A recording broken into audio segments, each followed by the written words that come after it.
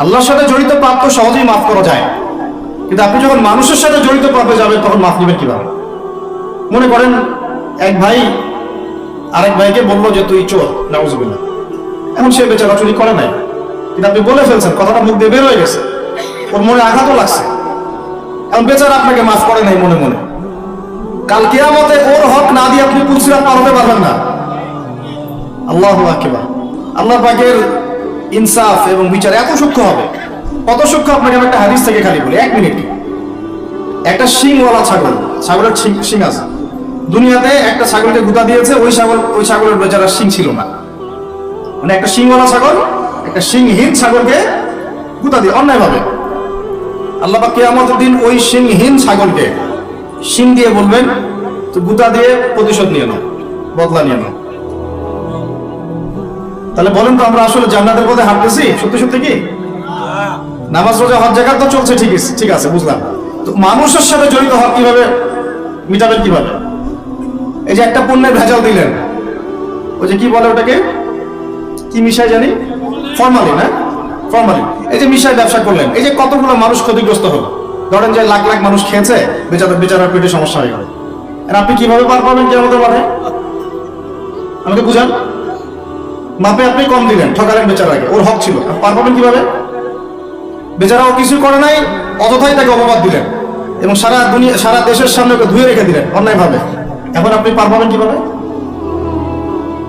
এই জিনিসগুলো আমরা ভাবি না, আমরা মনে করি নামাজ পড়েছি বা সব পার।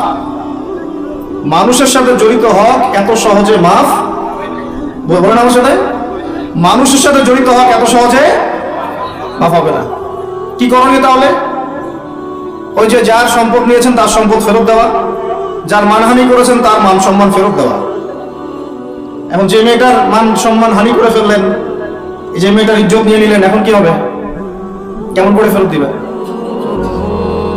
কিভাবে ফেরত দিবেন? যাকে ধর্ষণ করলেন, যাকে মিথ্যা অপবাদ দিলেন, যার সাথে জেনা করে ফেললেন, ভাবা উচিত না এগুলো? মনে রাখবেন, বড় বড় পরহেজগার, দুনিয়াতে যাদেরকে খুব বড় বড় পরহেজগার মনে হচ্ছে, এমন অনেক মানুষ আল্লাহ না করুক কালকে আমাদের মাঠে জাহান্নামে যাবে। মূল কথাটা হচ্ছে, এখানে একটা পয়েন্ট মনে রাখবেন, মানুষের সাথে জড়িত হক এই দুনিয়াতে আদায় করতে হবে। ঠিক আছে ভাই? এটা লজ্জার কিছু নাই।